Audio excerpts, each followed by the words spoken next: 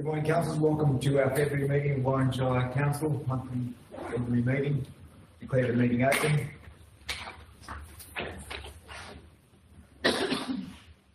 Warren Shire Council acknowledges the traditional owners of the land within the Warren Shire and acknowledges the Aboriginal and Torres Strait Islander people who reside within the Shire. Council, I call for apologies and applications for leave of absence from this meeting. We have apologies from General Manager Councillor Taylor, Councillor Daniel Don, and Councillor Kinsey. Councillor McCloskey is happy to move that. Second, and Councillor Derrick. Put that, all those in favour? Yes, carried. Item 4 on our agenda is the confirmation of the minutes of your ordinary meeting held on Thursday, the 25th of January. Someone happy to move those minutes into an accurate record? Councillor Drews is happy to move. Second, Councillor Whiteley. Councillor Drews. Happy to move it, thank you.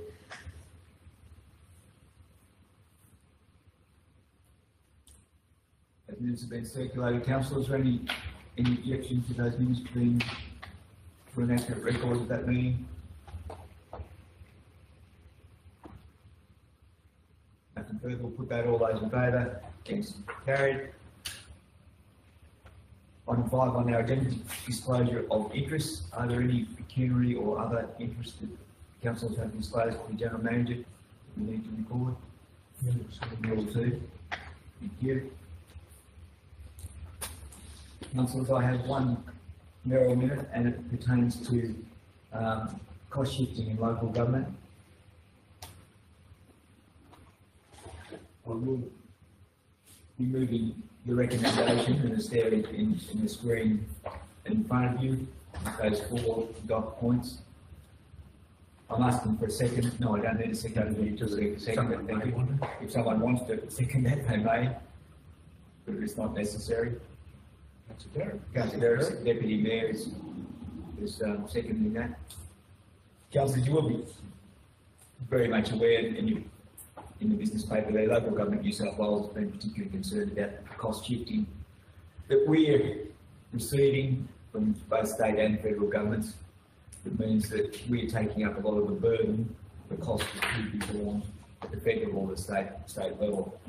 And what we're suggesting is that the big issues are probably fire emergency services levy, shortfall in library funding.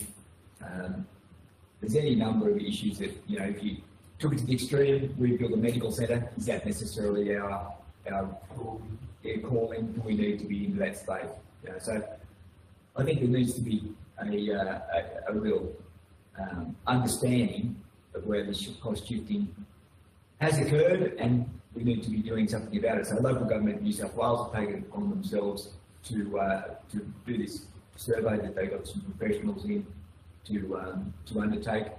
Our guesstimate is that we have received shifting of costs from other forms of government to us to the order of $1,140, I think, per ratepayer. So, yeah, that's a significant number of dollars that we're not really being able to spend on roads or just services at a local level. So, with your assent, I'd like to see that motion put and carried, so that we can continue to press local government with local government New South Wales for a really much fairer adjustment and an awareness of the cost shifting that's occurring on the local council, so that we're not being continually asked to provide more or less funding. As an aside to that, I thought the country mayors have taken this on board as well, and welcome very much as an IPART inquiry. The terms of reference which have just been considered now into funding for local government, the financial sustainability of local government. There is a view that, and I believe quite rightly, that federal assistance grants, federal funding was originally at 1% of government revenue, federal government revenue. The estimate is now it's about 0.55% of federal government revenue. So we've been slowly eroded away in terms of the amount of money we get, particularly from the federal government level. So we'll be supporting the Country Mayors Association as well in seeking some redress in how local government could be funded, should be funded, and a really wide-ranging terms of reference so that we get the outcomes that then we can go to federal and state government and say this is really not sustainable. Councillor Whiteley, questions? Is it to reference the iPad looking at the ornament for the faith? It'll be. I think that at the moment IPART are seeking terms of reference. Input into the terms of reference. So country mayors, I believe, would be very much looking into the formula under which bags grants occur. And the way that affects the country councils instead of the Fairfields, etc. There's a big component, as you will be aware, the federal assistance grants in population component. And so the point basically is we're a large area, small population council, as lots of rural councils are. There needs to be some redress that accepts that small population areas contribute a lot to the economy, first thing. Second thing is there's a big area to cover. We haven't got 20 kilometres of road to look after, you know. You've got 1,200, 1,300 kilometres of road to look after. So, yeah, look, country mayors, I think, will be having the two, local government New South Wales and country mayors pursuing similar objectives will be good. And I think with some input into the terms of reference, I think we'll achieve at least, it won't be siloed to get the outcome, I believe, that some would ask. But yeah, it potentially happens with the terms of reference. It can become so narrow that you don't get a wide-ranging view. And IPART, in my view, have been they come to the party very much with the understanding of local government's requirements that are different to a general CPI increase, for instance. Councillor Morgan. Yeah, I was just also going to ask the associated subject of ratepayer, would that come into this? It'll be part of the review, yes. I would anticipate it's a very big part of the review, Councillor Morgan. Sorry, big part of the terms of reference. Then the review will go ahead once the terms of reference have been decided. Thank you. Councillor, any further comments, questions, any more information required before I put that? Nothing further, put that all those in favour? Against? Carried. Moving on to the reports of the committees, the first of those being the UMR Waste Depot Committee. Councillor Grisha, happy to move the recommendation. Thank you. Second. Councillor Jackson. Councillor Bruce. Thank you, Mayor. As you can see in the report, the transfer station, our local council staff are so busy doing other work that they can't do the earthworks out there for it. So they're currently looking at other options with that. So that's delaying it until at least April. The recycling and also the rural access charge has come up again, revisited. So we're going to be sending out a survey to those who get the garbage facility operation, and then the rural access will go out to everyone else to get with the survey in March, and we'll see what happens with the results of that when it comes back in, and go from there. Clean Up Australia Day is on the 3rd of March, and the new waste cell is being done at the moment, and also 2 notices came out in the 3 different towns about their front yards. So some have been cleaned up and others have been done by council. with a notice bill going out to them. So that's pretty early. Thank you. And also to acknowledge the input that Councillor Higgins, his contribution to our committee. Thank you. Thank you, Councillor. Councillor Brewer. Mr. Mayor, does the cost of the bin, is that included in the cost of the collection, or is that an additional cost? And is that going to be in the survey as well to point out that also? Through you, Mr. Mayor, yes and yes, the bin is included in that cost, and yes, all residents will be made aware of that. Okay, thank you. Actually recycling then, That's the recycling. Yes. not the normal rubbish. Yeah, yellow top. Yeah. Your normal bin is your property, you purchase them from council, but this will be a separate bin, standardised. Who owns that other bin? Which other bin? So the The recycling bin. It will become the property of the council. Councillor Jackson. Before you, Mr. Mayor, I just wanted to clarify with the recycling. Is there going to be consideration to an option for people who don't have a rubbish collection to recycle? And secondly, just regarding the waste depot recycling shop, is that something that's advertised in the broader community that there is a tip shop, or is it just you happen to be passing and see something you like, you talk to the guys in the office and they'll take it away? Is it formal or informal? Through you, Mr. Mayor, sorry, what was the question? Okay, so through you, Mr. Mayor, the waste depot recycling shop, is it formal or informal? And is it advertised to the broader community? And then second, recycling, do people who do not have a rubbish collection, will they be able to access some kind of recycling by bringing their recycling into town, for example? Okay, so through you, Mr. Mayor, the recycling, the tip shop, as we refer to it as, is informal, and the recycling service will only be a piggyback of their current service. So it won't include those people that wish to partake that don't currently receive service. And look, Mr. Mayor, my experience over the years is that recycling banks set up by councils become a complete disaster.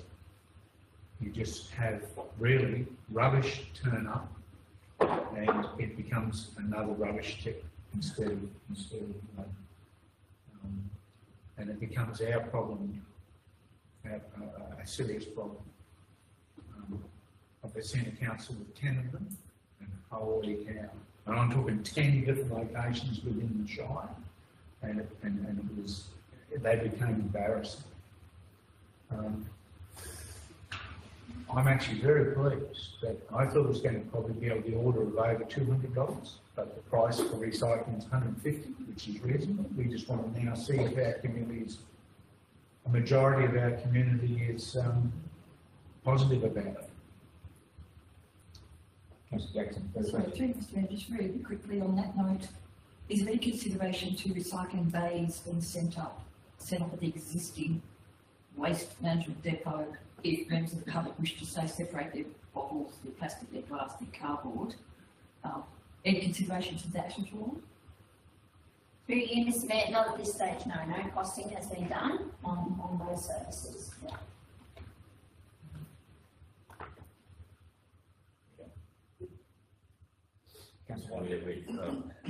We have history in the past where we prior to me being on council, prior to most of us being here, we had recycling bins out there, and as Gary said, it was a total disaster. It cost us a fortune. It was polluted, contaminated.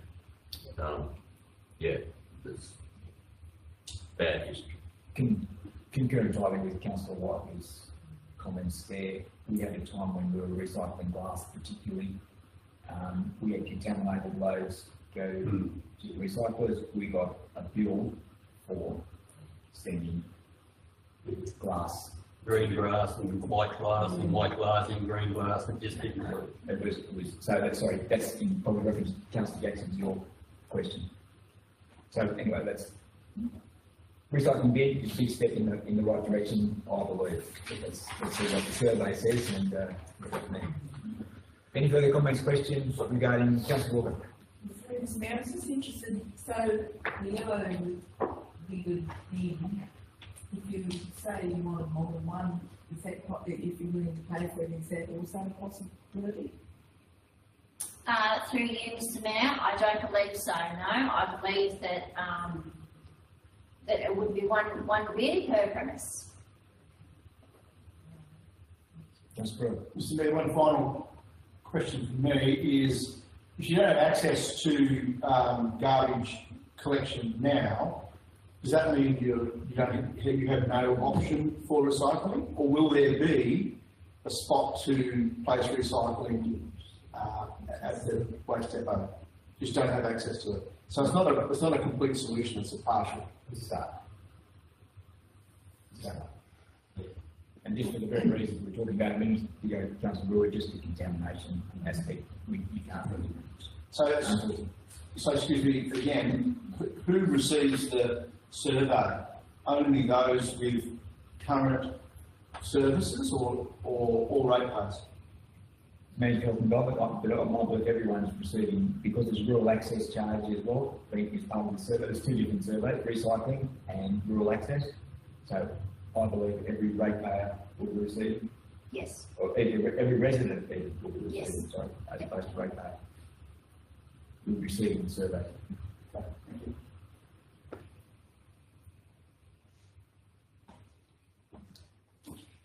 Any further comments, questions regarding the report pertaining to the UMR waste depot? Nothing further, put that all those in favour? Yes, carried. Moving on to the minutes of the Economic Development Motions Committee.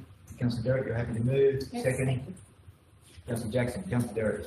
Thank you, Mr. Mayor. So I have to move the minutes, and just with regard to two recommendations here, the historical photographs, that's in regard to the historical photographs that were on display in the old dry cleaners building on Main Street, which will now be made available for display at the Visitor Information Centre. The second recommendation is in regard to meeting with the police, and we did hold a meeting yesterday afternoon with Inspector William Russell and the Acting Sergeant Rhiannon Melbourne. So that was the senior management team, the Mayor and myself, and those two representatives from New South Wales Police. The meeting went for just over an hour. There was a lot of good discussion, information sharing. The Mayor and General Manager might like to elaborate upon that. And I guess one of the key agreed actions from that meeting was to arrange a precinct meeting with representatives from the police and the Community Council, as has happened in the past. Thanks. Happy to take questions on anything else within the minutes. And yes, if there are more questions about that meeting, please. Thank you. Look, I think it was a very positive meeting. Point out that the police and we are on the same page. High at the top of our list was drug use in town. The police stumbling block is requiring really hard evidence on which to act, and that means people actually reporting to them rather than posting on Facebook, etc. And then when they get evidence, it needs to be quite specific, so that they can actually undertake some sort of investigation. The other thing we talked about was police visibility. Asked that they actually start walking up and down the streets as opposed to potentially driving around all the time, just to increase their visibility. Many in our community don't know who the police are, and I think there's a lot of in the public relations sense of just getting out and about, and the police did take that on board. I think there's a little bit of a disconnect between three council, the NPS and police in terms of drug use, methadone programs, and everyone understanding where that's sitting and what is or isn't being doing to provide services to those who are on the methadone program. So it is proposed that we have a tripartite meeting and try and at least get understanding where each group is, and then see what we can do to address the problems that potentially happen as a result of that program. Gary, I don't know if there's anything else. Yeah, so hopefully, eventually a police precinct meeting, a closed one, this room with them, not public. They never were public. Talk about police housing. Trying to get us into an area that actually improves the police housing. Talked about making sure that we do get back to our appropriate complement as quickly as possible, and how is going to do that. We all of us need to address the message that we actually are a safe town, and statistics, something about damn statistics, etc., with comparison to other towns perhaps, but we want to remain being known as a safe town, and we have to work out how to do that. Perhaps a bit more, not just walk around, but hopefully a bit more work through the local media, if they're able to, what they've been up to, how, etc. It would be nice, what they used to do was introduce themselves to the business owners every so often and go in and say good day, not just at 8:30 p.m. at the services club, checking on himself and Councillor Burrell, when we're the well-behaved ones. The health support for drug and alcohol problems in this town needs to improve. We talked about that, and hopefully that can be all part of the meeting in the future with interagency subcommittee work, and perhaps a sergeant's meeting too with the mayor, deputy mayor, and senior officers every so often, so we can impart knowledge and they can do the same thing back the other way. CCTV accessibility will be looked at as well. We may have some changes needed for policy to allow them to have CCTV accessibility in the station, because currently they actually have to come and get it from us. Other towns actually, one of the monitors is actually in the police station, but we've got some complication because our policy doesn't allow that at the moment, I don't believe. They certainly need to actually develop a further more relationship with the Youth Foundation. I believe it's gone a little bit by the wayside with changes and absence. There might be a small memorial of a long time ago, a couple of police officers who were killed in Warren Shire a long time ago. Probably wasn't called Warren Shire back then.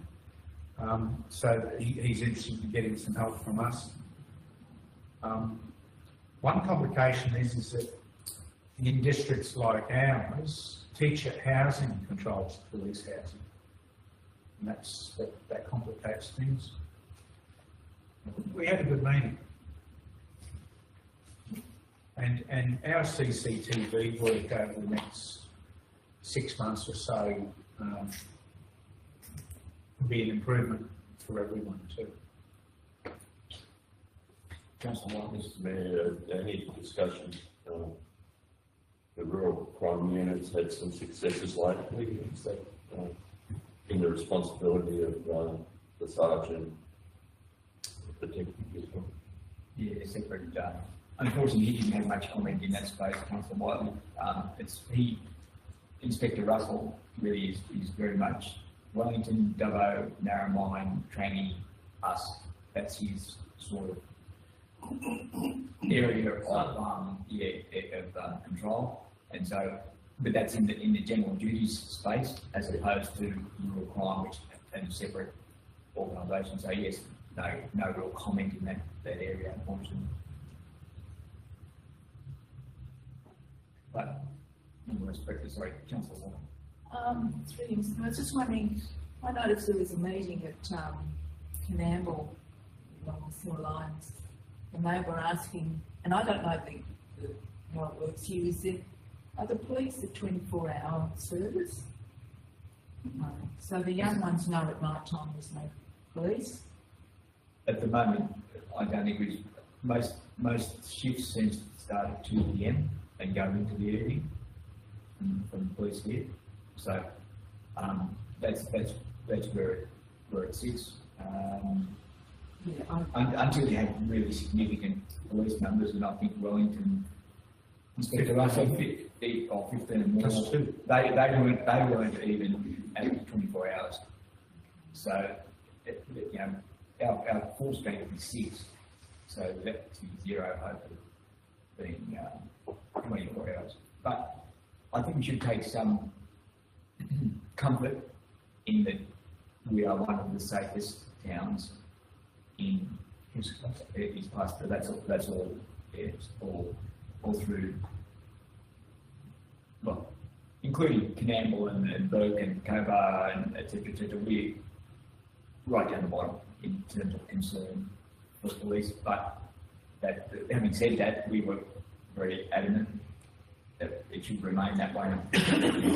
So. Well, it's interesting, the last couple of weeks I've heard from 5 residents that they don't feel safe in their own home given the circumstances that have been occurring around their house, not them personally, but fights and noise and things that are going on, and it's worrying to hear that. It's not good to hear that. But I think the important thing is, Councillor Walker, are the police being called? And the problem, I think, Mr Mayor, is that if they do report and they get to be known, there are recriminations, and that's always been the case. But if police don't know, they can't respond. I don't know how you get around that issue. And that's the issue that police have. If you're not told,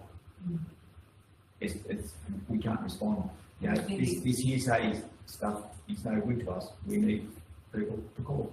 I know, but they're feeling in danger when they do this. Through Mayor, I think too, a lot of people are frustrated because where they're put through to, if there's something going on, the hours before anyone turns up and they're gone. I think that's frustrating for them because it doesn't come here. It goes goodness knows where. So I think they're disillusioned with even doing the contact that way. Yeah. I think the other part is we're only limited number of police here, so it's always unfortunately going to be the case that the response won't happen sometimes, unless it's really desperate, until the police come on at 2 PM in the afternoon. Whatever. That's They're disillusioned. But look, we raised a number of issues about the part of the responses. Nonetheless, we will have that meeting in due course, and we'll get to ask those questions again councillors will get to ask those questions again and see what's transpired between our meeting yesterday and that time. Just a question through you there too. If you're having that meeting, would you involve the MPHS as part of that meeting to discuss things like the methadone? Yeah. Would that be part? Would they be here as well? 1 and 5. So through this now, my sense is going to be separate meetings, so the precinct, full council and police, and the tribe agency meeting with the MPS and ad hoc representatives probably from. Sorry, Councillor, I thought that, No, I mean, about the subcommittee of either agency. No, I mean, No. yes, it's Precinct meeting is council. two separate. Thank you for clarifying that, Councillor. Any further comments, questions regarding the Economic Development Promotions Committee meeting? Any further, put that, all those in favour? Yes, carried. Move to minutes of the Sporting Facilities Committee held on the 7th of February. Councillor McCoskey, you have to move. I'll move, yes. Second, Councillor Whitewood, Councillor McCoskey. Yeah, through you, Mr. Mayor, I actually chaired the meeting in the absence of the mayor. Reasonably quick meeting, couple of reports presented, one from the Centre Manager reading what's happening over there and how things are progressing, things are moving forward. Another report with regards to the pool, amenities upgrade, which actually went to the January meeting for adoption of the contractor and the work. The report to the committee was just basically an information report and the committee's concurrence of council recommendation of the January meeting. So that was another report, but also there's a bit of an issue at the pool. You might be aware here a couple of weeks ago where the pool had to be closed with regards to some patrons having some small shocks, and it was found that Alert State had a bad connection. So that was rectified so the pool could be reopened and is operating normally now. So other than that, not much else other than that. So I do have one question, if I may, with regards to the sporting facilities, and that is the Carter Oval amenities building, if someone can answer as to where that is, because further on in the business paper, in the report of the General Manager, an item with regards to the amenities block on page 2, with regards to landmark and then coming and inspecting the building and coming up with some form of resolution to the unlevelling of the floor. They were supposed to start here, it says, on the 5th of February 24 with respect to rectification work. I haven't seen any Here activity. last night, no, here last night. But, so they're here now, are they? Yeah, I saw them starting to do some work late yesterday, and they were in town last night. So the rectification work will involve, I'll take that offline.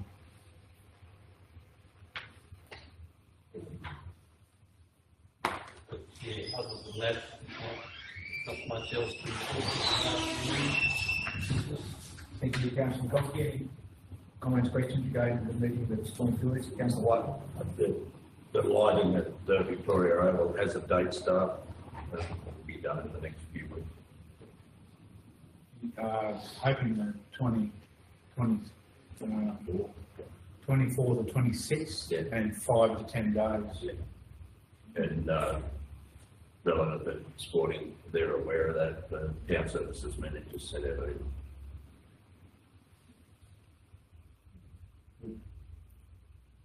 It's not letting alone.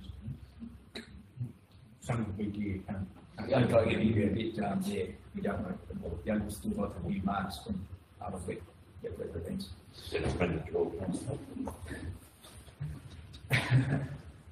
Any, Councillor McCoskey, sorry, something back there. Any further comments, questions, information sought before we put the minutes of the recommendation of the Sporting Facilities Committee meeting? Nothing further, put that, all those in favour? It's carried. To the Mannix meeting on the 12th of February. Somebody have to move that list. Councillor White, you happy to move? Second. Councillor Derrick, Councillor White. Yeah, commend Mannix minutes here, and most of this will be brought up later in the meeting on different reports, but if the General Manager wants to comment on anything, would you please do? Look, on page 5, top of page 5, there's been some positive correspondence so far in relation to the very large emergency levy operations for the September 2022. Can't be completely positive yet, but there's much more than we thought. We're just paying attention to RMCC work as much as possible. And importantly, everyone should have a copy of the Garbage Depot and And the garden services, this is continually planned. They, because they're the nature of what they are, they will become, I believe, a procedure and not put on the website as a policy, just so you know, because very, very much like if you looked on our website, our M plan, our local emergency plan, is only 2/3 of it on there, because similar type documents aren't shown to the public. You guys have got it, but just so you know, that it won't become public.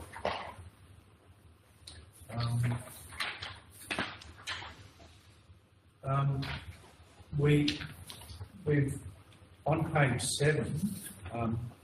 We're very fortunate so far to have 3 new starters last week.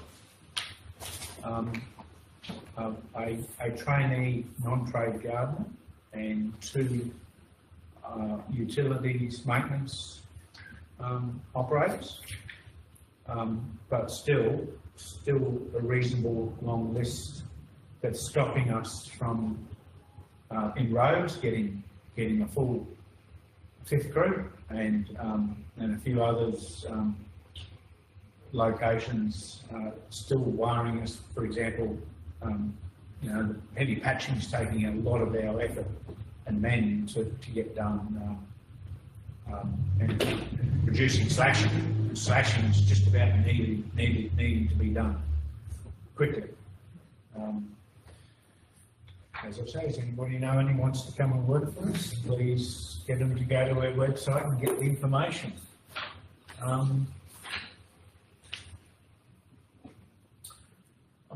Something very interesting. I'll pass on to Divisional Management Services. On page 11, just talking about GIS, would you? Oh, I'll get it. The GIS. Just so, and because look, Councillor McCloskey will be aware over the years, we use MapInfo. Remember MapInfo? And so we're heading in a different direction with the GIS. Yep.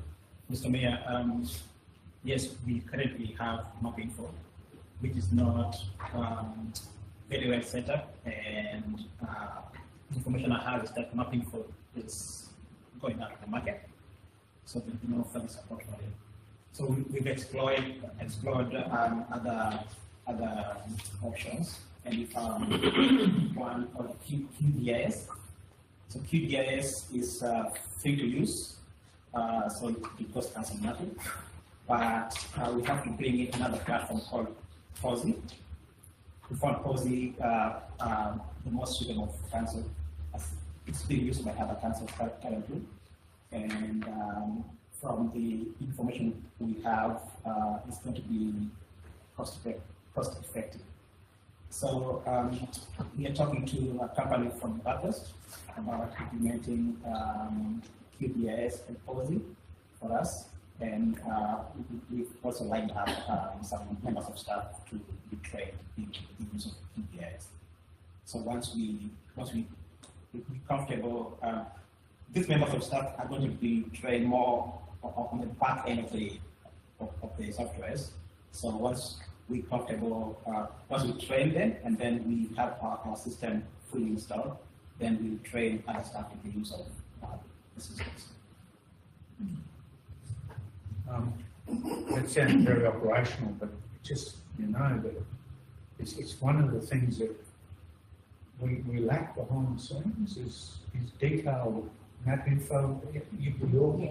Rural fire service stuff. It's behind.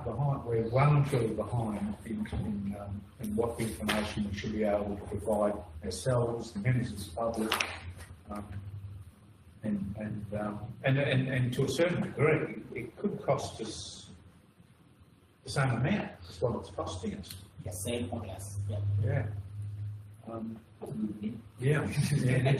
And look, the other pressure, the third pressure of our staff is we're having to try to get as much of our AGON 960 flood damage done we've got deadlines, even though we've applied for extensions. So this is March 21 flood damage. You'd have 300,000 or 400,000 to go at least, I think, and we're trying to get that done. Even though we put the extensions in, we don't trust the Commonwealth will say to give us some extensions. That's the other pressure of operations. I had some questions. So Councillor Fossey was first, then Councillor Whiteley, then Councillor Hill. Just on page 11, general business, drone training. Yeah. We won a drone, don't forget. Sorry? We won a drone. $11,000 worth of drone training and CASA. Yeah. So I think there's 3 staff members. Could be helpful for an overview of what's of stuff. And asset. Yeah. It'd be interesting. Buzzing above 19 Pittman Parade, 1 Pittman Parade, 11. Especially in the back. Yeah, right. What's a new mode? Something something further, Councillor Fossey? No, that's in the bottom of general business, drone training. Yeah. Councillor Whiteley. Just one on our labour shortage come ARRS. So the net result of doing our own traffic control and instead of employing traffic controllers, we're using more people or in the contracts for heavy patching of traffic controllers, obviously we're paid for. Sylvester, can you background us on, we're not wasting people doing stuff we could do, outsource? Mr. Mayor, that's right, we're not wasting people. So in light of that, are we contracting the traffic control or are we undertaking the traffic control ourselves? It's a mix of both. We try as much as possible to get traffic controllers, but their availability is an issue to us as well. Problem with availability as well as the net result. It's more of availability. I don't know what the cost of New South Wales are, but I'll do an article on television. Victorian traffic controllers, their award is such that they earn $120,000 a year. So we've got to be mindful of where that sits. So I guess this is an operational sense and trade off what's most important. The net result should be positive to us one way or the other. Yeah. And hence one of the many reasons why we want to fill the pavement maintenance crew completely, because that's one of their jobs as well. You know, I'll call it bridge / car patching / traffic control crew. Councillor Thanks, Mr. Mayor.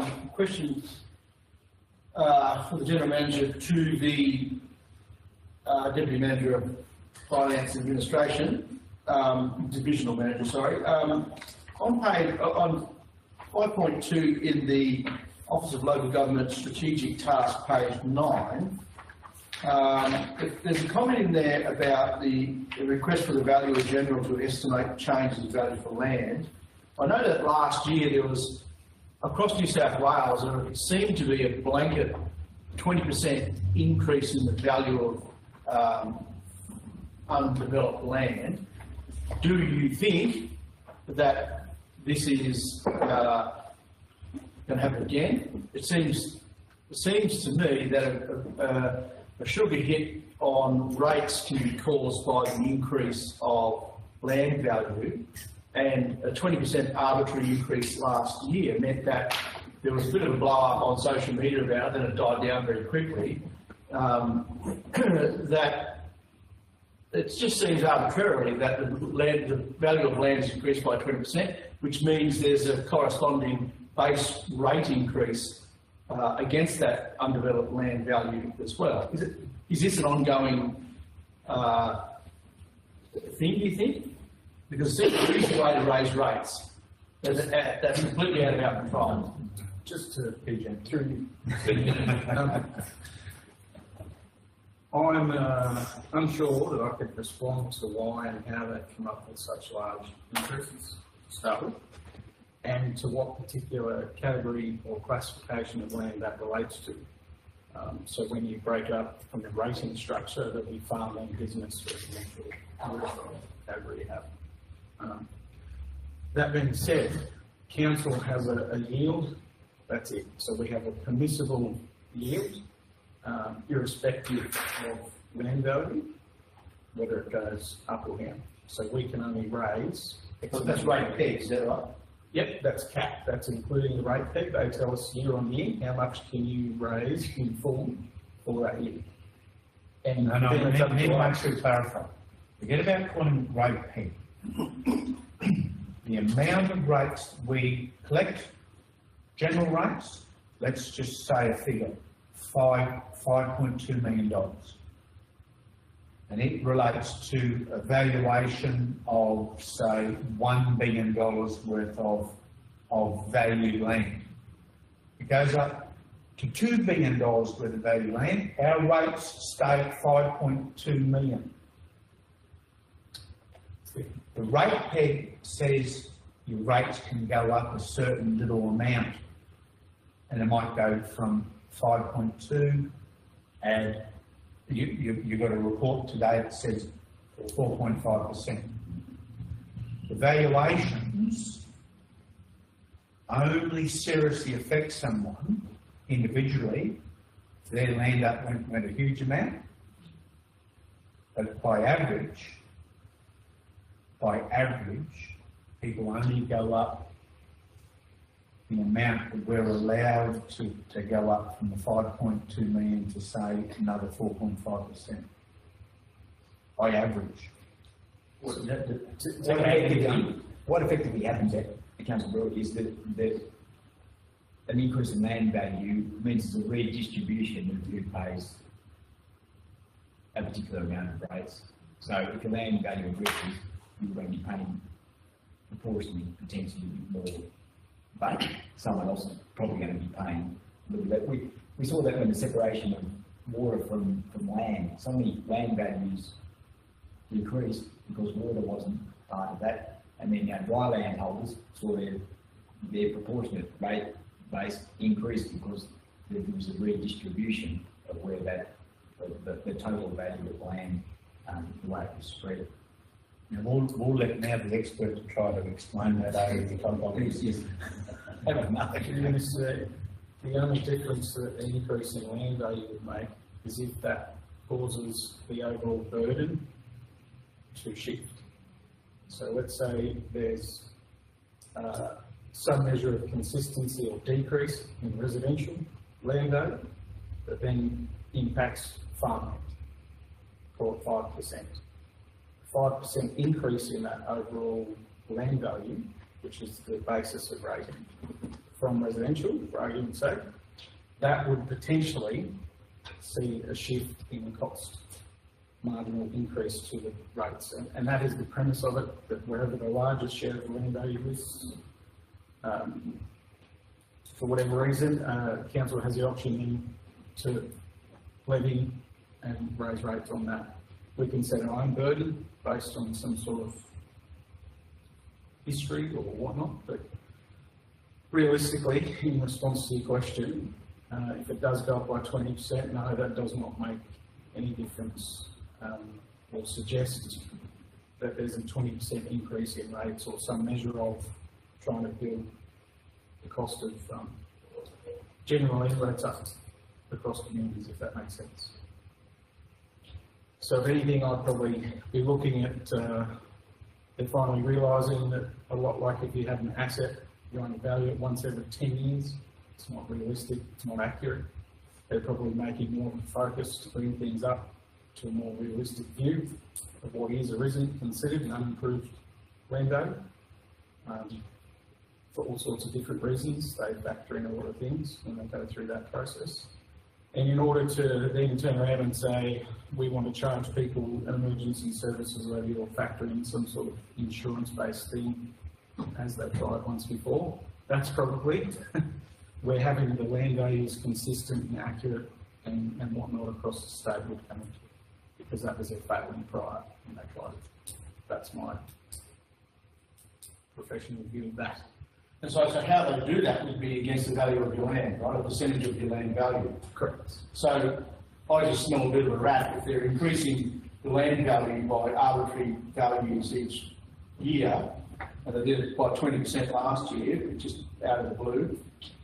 Then if they decide to levy that emergency service levy against the value of your land, then of course they're going to rake in more revenue, because they've been, you know, in the background over the last few years, been increasing the value of your unimproved land. So traditionally regional areas, so compared to the demographics, so you've got larger, more densely populated areas over here, high land values, stimulated markets, all that sort of thing. It didn't matter what version of land they called it, that's what it was.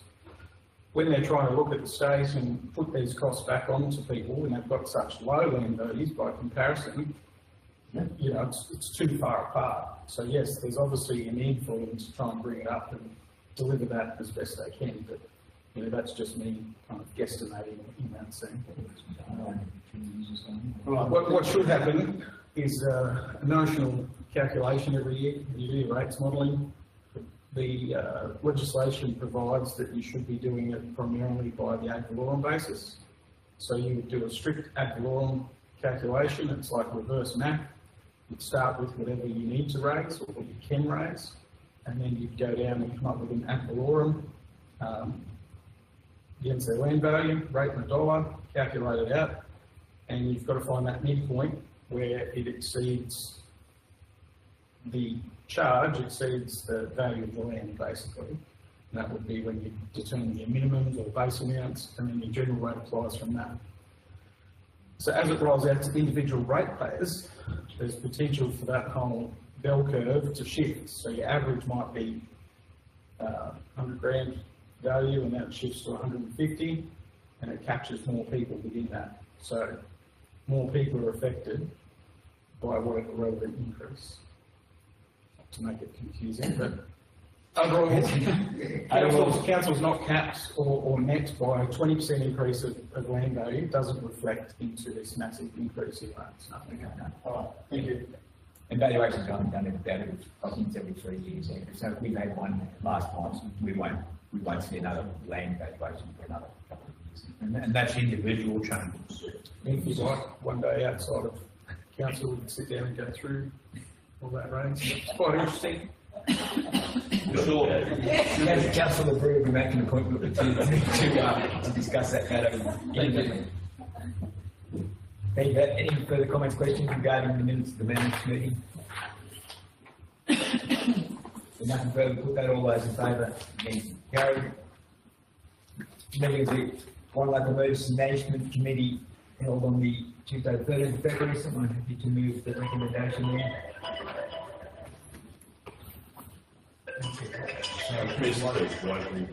Councillor Whiteley. Councillor Whiteley has to move. Second. Councillor Bruce. Councillor Whiteley. Yeah, I'm happy to move the minutes of the meeting.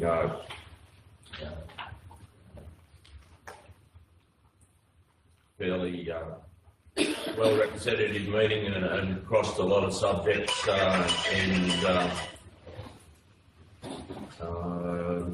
yeah, I commend the minutes to the council.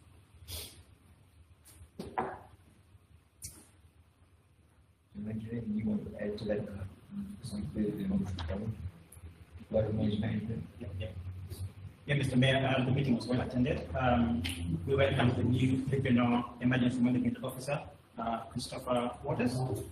Another highlight was the adoption of the pre-event recovery plan. This is basically a form of who to contact during an emergency. Consequence management guide for traffic accidents involving animals was also presented to the committee. It was already received and noted at this point because it needed further work. And Mr. Mayor, I think the consequence management guide is a restricted document, so we cannot discuss it further.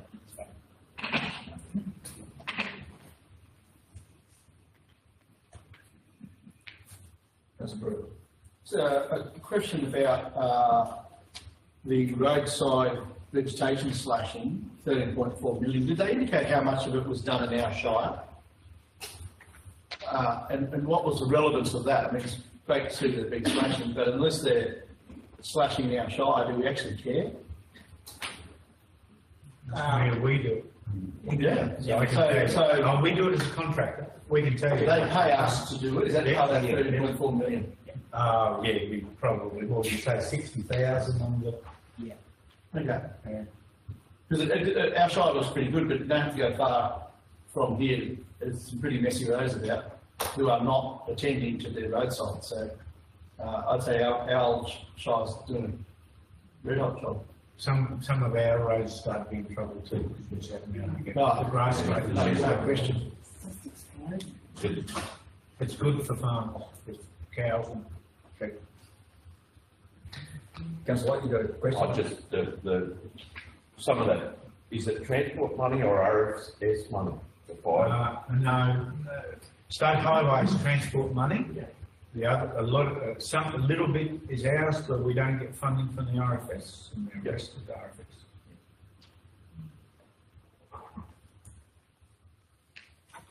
Thank you. Any further comments, questions regarding the emergency management committee's meeting? None further, we'll put that, all those in favour? Yes, carried. Moving on to item 9 of our agenda, which pertains to policy. One item on that, review the council expenses and facilities policy. Someone to move the recommendation that we put on review for 28 days. Yes. Someone having to, Councillor Whiteland's happy to move. Second. Councillor Walker. Councillor Whiteland. Yeah, I put to council that our expense policy we put on public notice, and General Manager's got any comments? New policy will start from 1st December. We're working on the existing policy right up until then. There's 4.5% increase, which is reported elsewhere. Just a general tidy up through. I think there was a couple of accidental regulation 2005 instead of 2021 still in there. Tidy up. And so the public doesn't object to your expenses. Certainly, Councillor Whiteland. Travel expenses in there, in this day and age, 6-1. We'd nearly get there. Oh, plus delegates' expenses as well helps. I haven't heard of any real worry budget-wise, particularly COVID. We didn't go anywhere, of course, but so it's hard to compare. But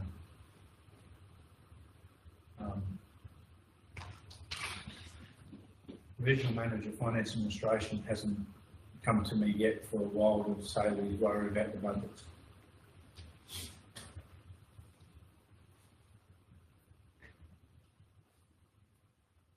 Thank you. Any further comments, questions regarding the policy? You want to put on public display for comment? Okay, Dave, regarding the council expenses and facilities?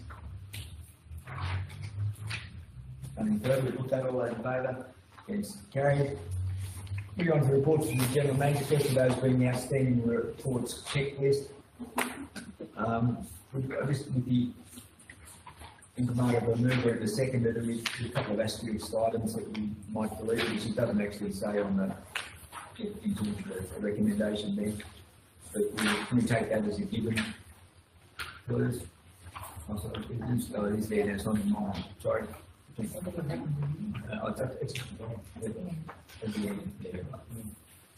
thank you. Just as a check, was it on one of can you help us with, we actually have one we accidentally, we asterisked all the things along, not on the left. Well, see if I can find it somewhere. we'll just get that sorted before I, ask for a move and second that, so we're all on the, same page. Are you happy with that? No, I haven't got that yet. Are you happy with, there's one item that you Can you gave? help us, please? On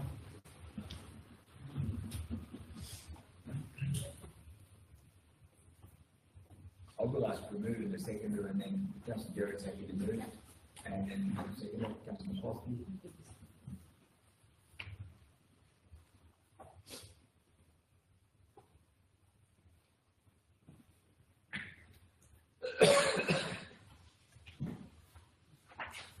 Mayor, So, oh, sorry. so just for Joe's benefit, the mover, we have a mover in the second for the outstanding reports checklist. No, we do, but sorry, while you were busy, it's Councillor Jarrett's moving and Councillor Foskey's second. And then I'll just ask the general manager to, the other asterisk item that he wants to include. The top of page 10 stuff. We're all asterisks, and we accidentally forgot to put an asterisk on the left. So everything on page 10 and everything on page 11 is asterisk, and that means it's an item that will be removed from, because there's a report later on in the business paper. So, Mr. Mayor, yeah, going through the ones that are done.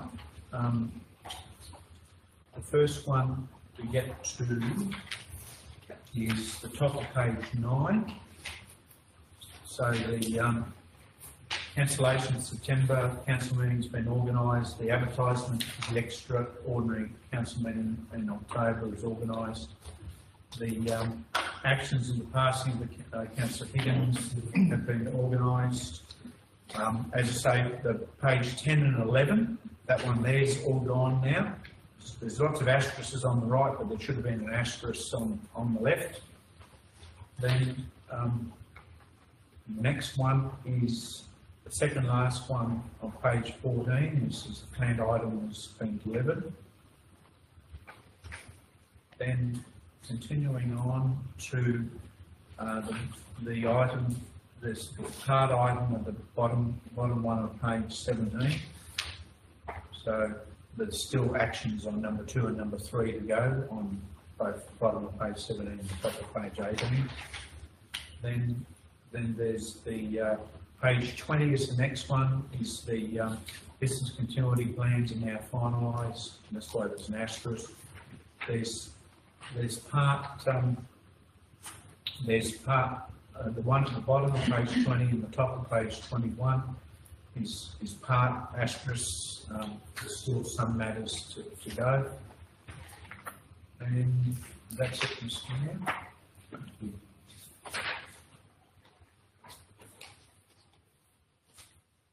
Councillors, any comments, questions, further information sought regarding the general manager's action checklist? Ascending reports checklist.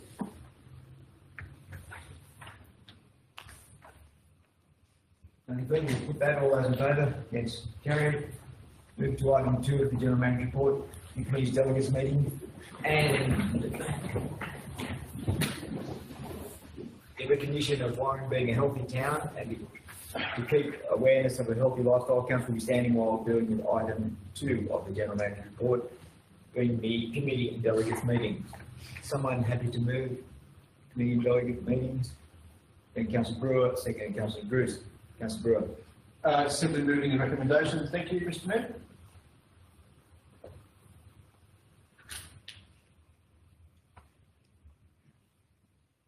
Any meetings not on our meeting schedule that need to be added on to this?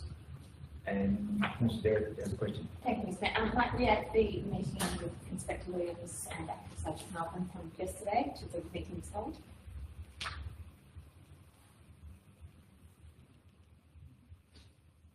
Thank you.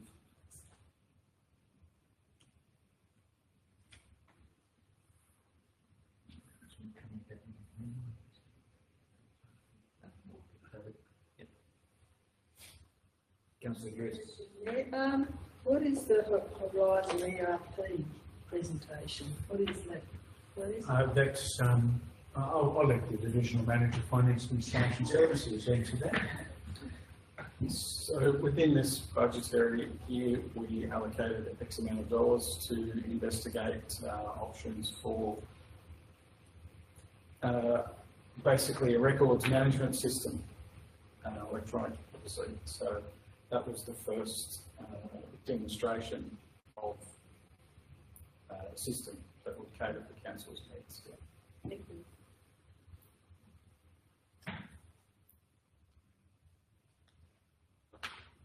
Any further comments, questions, additions to the meeting schedule? We're not already on our front of our business plan. Nothing further, we'll put that all those in favour. Against? Carried. Councillor for. Are you? Councillor, we might break if that's okay. The JD's just informed that the morning tea's arrived, so we'll break the morning tea. Councillor, we'll resume the meeting.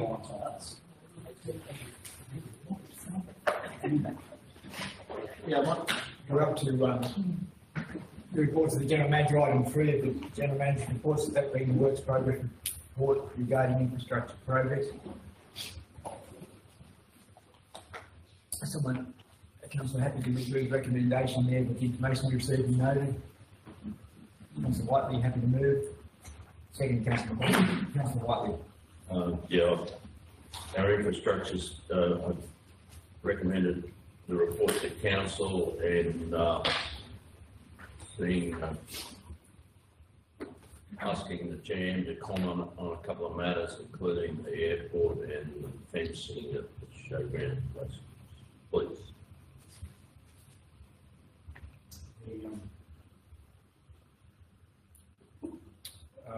Plumbing's got to the stage of plumbing and other preparation at the airport. So the files are all in and the pads for it. The fencing, if you're talking fencing and problem with Racing New South Wales and at the Showground Race Course. Yeah, that was the second part of the question, the first part. We've kind of done a secondary and thirdly fence line to go back to Racing New South Wales. We've only got about $57,000 left to go towards fence, exclusion fence. And what Racing New South Wales is of the order of 300 and something thousand dollars. And in the end, we don't want to end up with a fence right beside the racing barriers. And that's what we're trying to,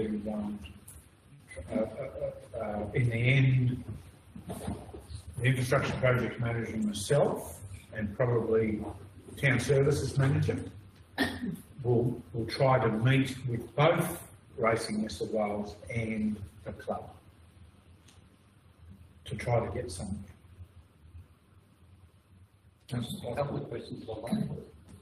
In light of that, in terms of the fence at the racecourse, the preferred option for Racing New South Wales is this fence with close proximity to track. Is that as opposed to circumnavigating the racecourse per se as it is now? That's correct. Right. Take into account this, they're a more expensive fence. Yep. Is there any precedence of racetracks that we know of anywhere around where they have this preferred option of Racing New South Wales of a fence close on the track? Yeah, they've shown us a couple of examples. It looks pretty terrible. Yeah. Yep. You won't go anywhere after the barrier. Yeah, that's hung up on the fence. My other question, alluding to back to the airport, I noticed in some of the information provided, the steel frames are no longer an option in terms of modification, and the frames yes. and building is now going to be timbered and built on site. Where does that sit within the budget in terms of? No change in budget. No change in budget. So, again, with respect to the frame that is out there, is there any use for that anywhere, or is it just a loss? It's a loss because that's why it's no change in the budget.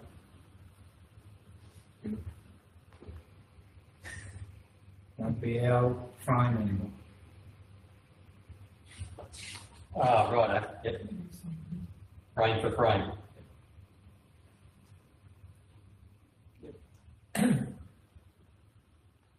Thank you. Yep. Excellent. Sorry. Yes. The third one on this.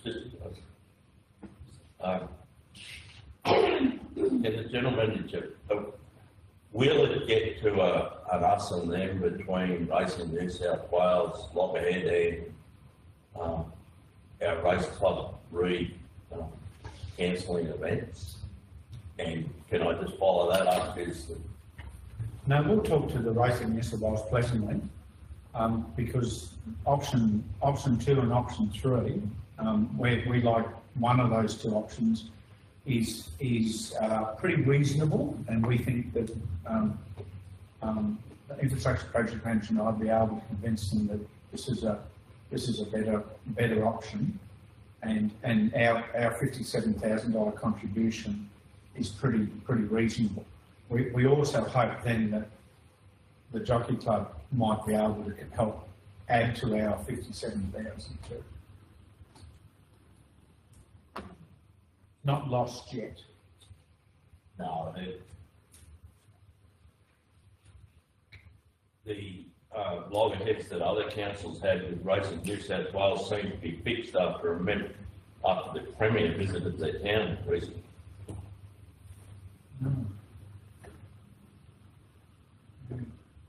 We could fix up the problem completely if we get the Crown Reserves infrastructure grant completely. That's one option that we've got off on the side. We're hoping that we don't have that problem and we'll be putting the fence completely exactly where we want it. Yeah. Sorry, Mr. Mayor, the comment I went back to the General Manager of that is that to get Crown New South Wales to do anything, we're probably talking generational time.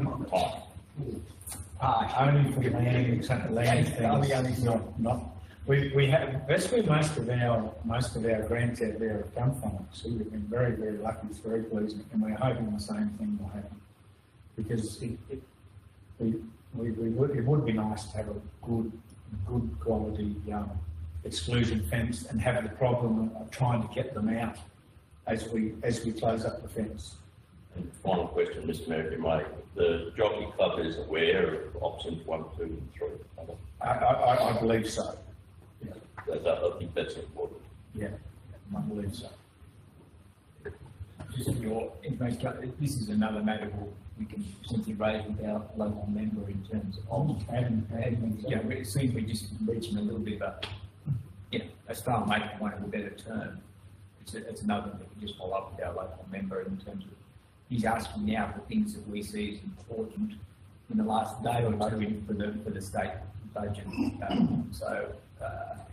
Just add that to the list of things that we might put in. Councillor Mr. Mayor, the tongue-in-cheek comment would be, we don't want to turn the Randwick to the west into the Rose Hill to the west. We want to keep racing. Got it. Yes. Might be able to have all those councillors who didn't like meeting there in November will be pleased. Great. We don't start in that process. Any further comments, questions regarding the works progress report, infrastructure project? General manager report. It's important we get these infrastructure projects right. We're all entirely aware. Particularly, Mr. Mayor, we're starting to get close to finishing a lot. Hard last 5%. Which takes a bit of time, yes. Any further comments, questions regarding item 3? General manager reports.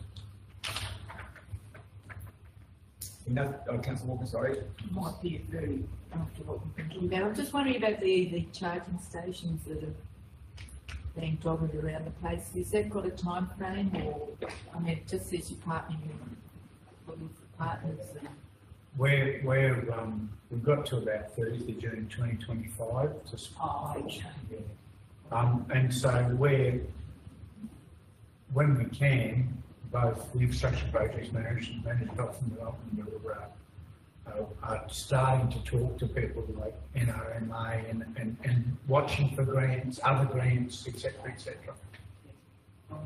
So we've got two locations, the VIC and Carter Oval. Okay.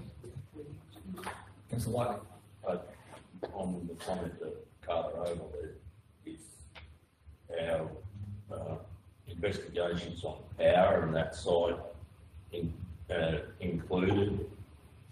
Is the possibility of charging station included in the investigations of the power of the whole block down? That, very luckily, that particular location is actually not as bad as you think. The other parts and we've only just had our first briefing of our audit, and we're reporting in the future. In fact, there'll be probably reporting by estimates. Not as bad as we think, but there's still some improvements required. Thank you.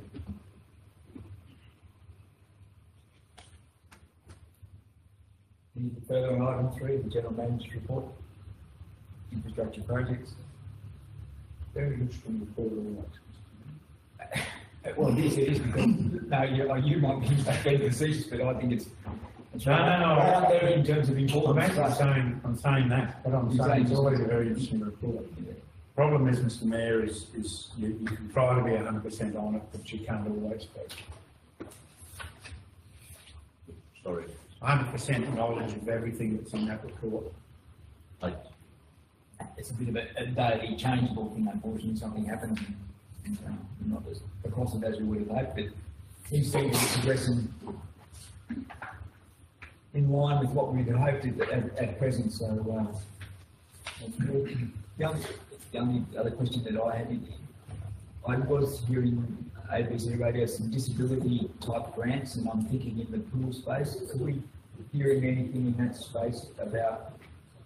And I'm thinking about the disabled room that we have down at the end of the new proposed amenity building that we've gone to tender on and accepted the tender.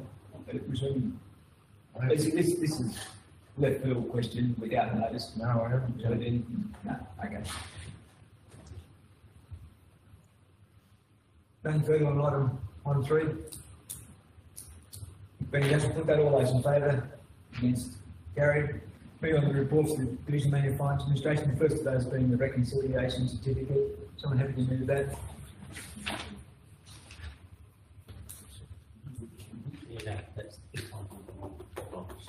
Yeah, there's a bit about which just race through the first page on works progress roads and go to item 1 of the, it's just the way they've been sent through, that's all. So item 1 is the Division Manager of Finance Administration reconciliation certificate is what we're doing. Someone happy to move that? Thank you, Councillor Walker. Second, Councillor Bosky. Councillor Walker. I just move the recommendation.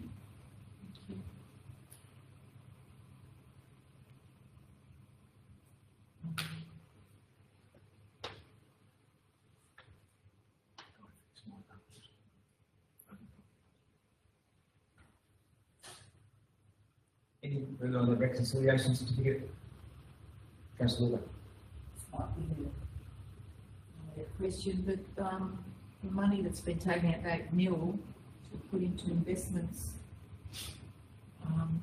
is that because the rates are going up, or is it normal procedure? Normal procedure to get as many dollars as possible at over 5%. Okay. It wasn't an issue when the bank rate was 1% or something, but now it is an issue. Councillor Walker, we need to maximise our return on whatever funds we do have. I'm thinking 0.1%. No. Government's getting money at 0.1%. Also, previously, I've never heard of Judo Bank. Refer to the manager, Mr. Manager, Finance Administration for that one, in regard to judo rank. So when I structured the investments, it was obviously first and foremost to maximise the potential of interest being raised per unit for council. On that basis, in this particular occasion, given the timing of investments numbered 15 and 16, maturing on the 8th of Feb, I probably did keep it fairly lean in terms of cash in the bank at that point in time, knowing as quick succession of retaining that money once they matured. And that, getting to your question about the judo bank, within the council's current approved investment policy, it's just basically in line with that. So ultimately, I don't have a background on that particular bank either. However, it was just trying to get the most return for council's funds and be compliant with that investment policy, which allows for that particular rated institution. So, 15% or 10%, triple B plus. Okay. We just did our investment policy. I mean, the big four are all triple A plus. Yeah. So one thing that isn't in here is what's actually rated. So if it's convenient, I can add that into the next report if that's something that people want to see. Not C2 minus. So off the top of my head, I think they were AA rated. I tried to kind of stick close to that higher rating still. Thank you. Any further comments, questions regarding the reconciliation certificate? Nothing further, put that, all those in favour? Against, carried. Everyone's statement of rates and minimum charges, someone can remove that. Councillor Whiteley, something to move. Second, Councillor Jackson, Councillor Whiteley. Recommend it to council and ask the divisional manager if he needs to comment. Yes, Mayor. I think, for lack of better saying, everything seems consistent and on track. Fortunately, there's been, in the rating space, some properties with larger values outstanding. I feel that that's going to have a benefit to this report, as in improving the collection figures and outstanding when that all flows through. So I can't really comment much more than that at this stage. Yeah, your comment basically that 46% outstanding is just a bit higher than what we've seen traditionally, isn't it? Yeah, I know it's got not great, but 4% is 10% of outstanding. I think it would make us just be a little bit aware of where we're sitting.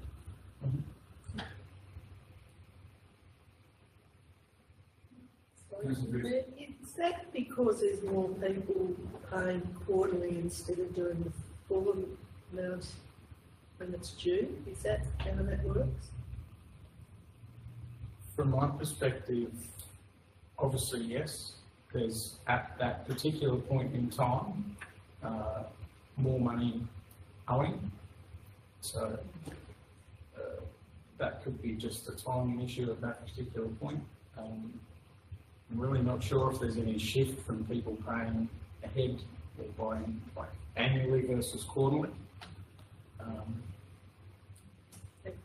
Yeah, I haven't honestly got down to that level of investigation, but certainly something we can do. Thank you. Any further comments, questions regarding the statement of rates and annual charges? We'll put that, all those in favour? Against, carried. Moving on to item 3, works progress of the Division Manager Finance Administration report. Works progress report pertaining to Finance Administration projects. Someone has to move the information received. Noted. Councillor Drews is happy to move that. Sorry, second to Councillor McCloskey. Councillor Drews. Yeah, just happy to move that it's received and noted, thank you.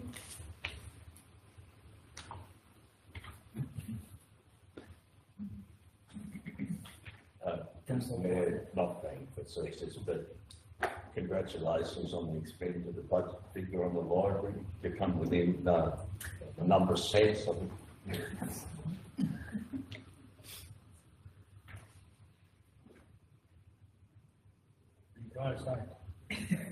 We'll take that when things come on, on the budget. Might be because there's commitment cost in terms.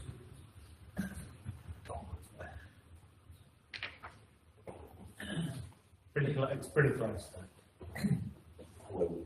We can continue this subject when we go on It's the road. consistent down the path of the paper.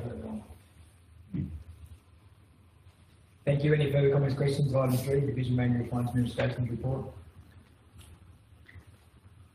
Nothing further. With that, all those in favour? Against, carried. Item 4, preparation of the draft 24-25 budget, taking into account incorporating an actual 4.5 increase in the general rate as determined by IPAR. Looking for a mover and a second for that recommendation. Councillor Brewer, happy to move. Second, Councillor Walker. Councillor Brewer. We've seen in previous years that if you don't take the rate increase, you've got to take it next year anyway. This is the biggest one we've seen in the last few years, that's for sure, in line with CPI and inflation, no doubt. A little bit ahead of CPI, but yeah, I think we have to take it, and I'm recommending that we do.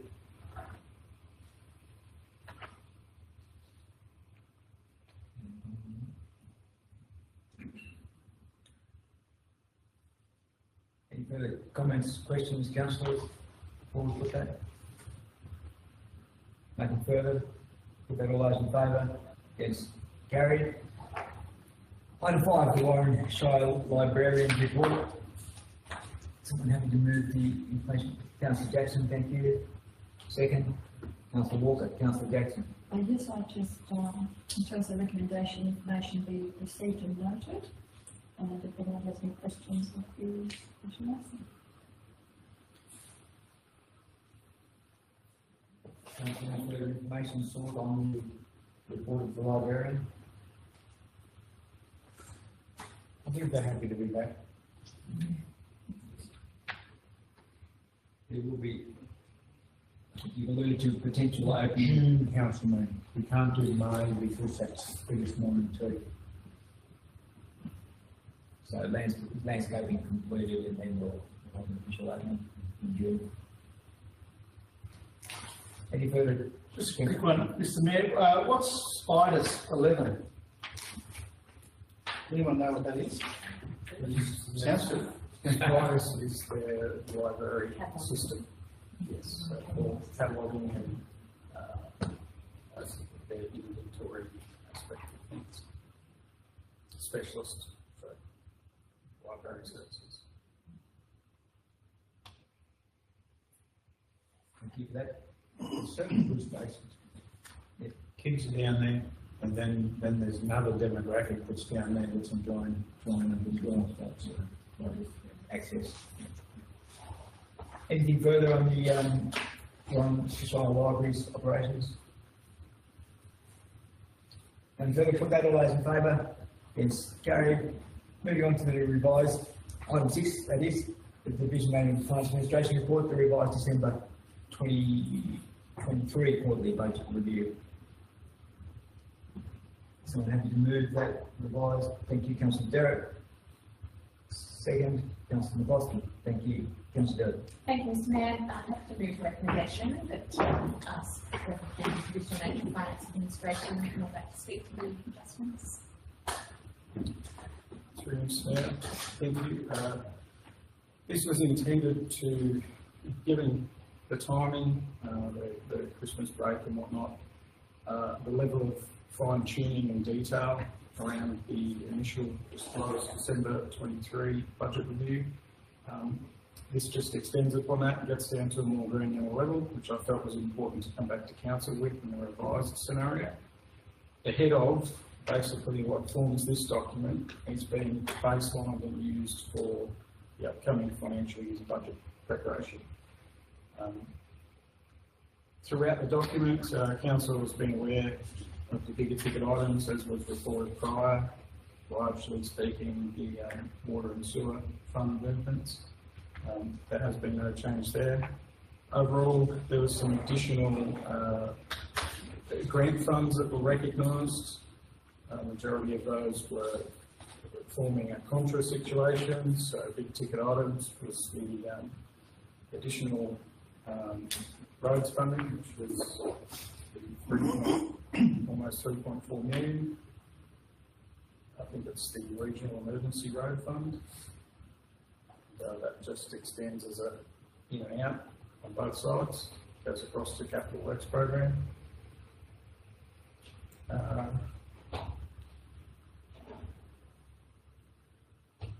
There was a decent revenue movement amongst depreciation, just as a non-cash item. That's just a reflection of bringing the asset system up to par.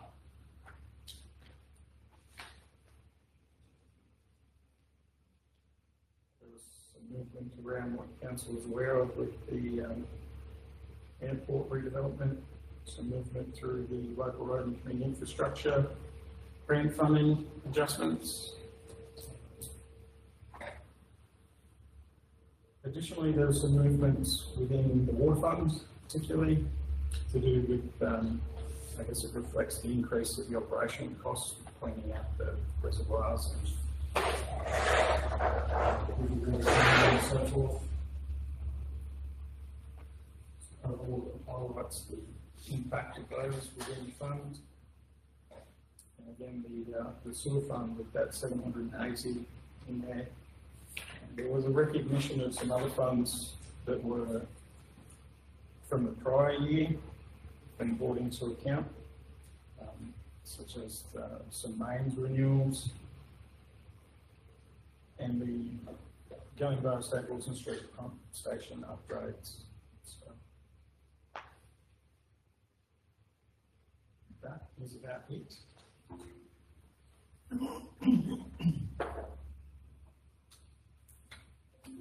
So we envision you pretty much a balanced budget then, nothing coming correct with the issue of concern. No, so obviously the impact of the movement in the minor funds, there's obviously a large outgoing amount of cash streaming down that reserve or balance available for those funds. And there might be some change, so this is an estimated budget. Obviously, if we were going to spend that full 780,000 in this financial year, that's what we're aiming for, so that we potentially in the next budget don't overcommit ourselves. Now, that doesn't necessarily mean that all of that money will be spent in this year. It might be just depending on how the project rolls out. So, referring to what I made point of initially, it was putting in everything as best as possible as known, quantified, so we can use that to start forecasting for next year. Thank you. Any comments, questions regarding? Yeah, this is for the, yeah. In the Transport and Communication Fund, is there any reason that we have those lumped together? I suspect that includes plant and other items within that. Why is it transport and communication together? Why can't we have a separate fund? Is it? I'm sure it's more convenient that way. But you're talking about something that spends a lot of money and maybe something that doesn't spend much money at all in the same bucket. My understanding of these headings are reflecting what they consider as standard or basic set. It's not, rigorous or mandatory. They are reflecting the function, division or activity across local government basically. So it does state transport, communication, and below that it goes through to define what might represent that, largely speaking, as across road network. So that's where the largest share of the money is. So communications wise, you know, there might be little bits and bobs of communication items in there. They are generally, if you're thinking phones and connectivity and how people communicate and whatever else, that's included in other funded areas, so it might, some of it might fall into governance, admin, public order. So hopefully I'm answering the question, but that strict definition, I agree. Transport and communication, I'm not really sure of the overall relevance of adding communication in there, because it certainly isn't substantial, and in my view, I wouldn't be looking to separate communication as its own separate thing, because it would just have not much in there to disclose. But certainly, councils have the discretion to put those headings as they see fit. Council has an array of business services or units that they'd like to have out there. Some councils have an acronym set up, you know, so overall, both sides. Fast forward, but it does flow from our function department activity, and then it goes down and filters out into your special Schedule 1, kind of like a net cost-based situation. If we go down to the type of road or type of building, or Okay.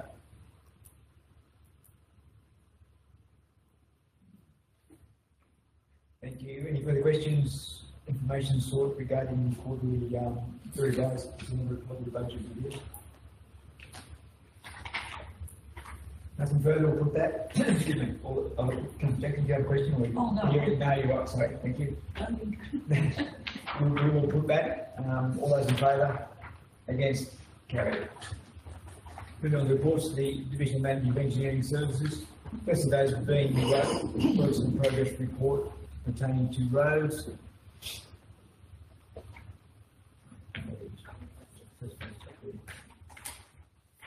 So, sorry, Councillor McCloskey, you have to move? I move.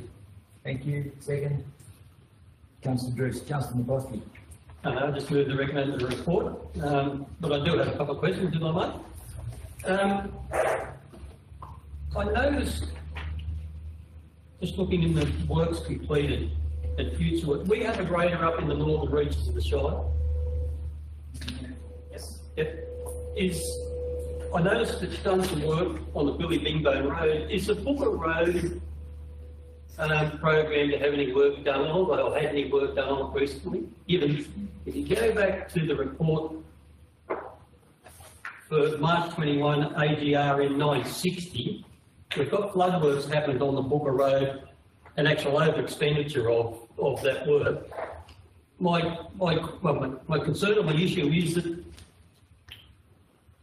back here prior to Christmas, there was a rain event down in the northern reaches of the Shire, and part of the Booker Road south of the Ben Avon Bridge for about a kilometre went underwater and became impassable. Are you aware of that circumstance, and is there any program for any work to rectify that situation? Mr. Mayor, we are currently focusing on follow-up. We have a deadline to meet, that's March, end of March this year. So yes, we are aware of issues up there, and we plan to once we finish this work program. Yeah, so the particular area of concern, you're aware of that though, are you, as opposed to in general maintenance on the Booker Road per se? Yes. Mr. Mayor, I think we spoke about that particular area before, I think, and I think we made some attempts to repair it, sometimes just before that Mara field days. Yeah, no, through USB, different location. The location you're referring to was right up the very top end of the Booker Road, about 2 kilometres south of the intersection with the regional road, across a scalded flat through a floodway. This area is further south down the Booker Road, south of the Ben Avon Road intersection with the Booker Road. 2 different locations. And so I can't tell you whether there's any AGRN 1034 money for the Booker Road or not. And what's the problem then? Apparently, a section of road about a kilometre went under water completely, becoming impassable. Actually, it was like a river. So what I'm believing is the case the road lacks formation. So as opposed to the water shedding off the road, it hangs in the road. So for a section or a portion of the road, it wants a large maintenance regrade, reshape. Like sort of, So as opposed to even being flood damage, under your maintenance regime or your maintenance of the road, we need to make sure we fix that problem given it is the case. Maybe look at it. Yeah, financially, yeah.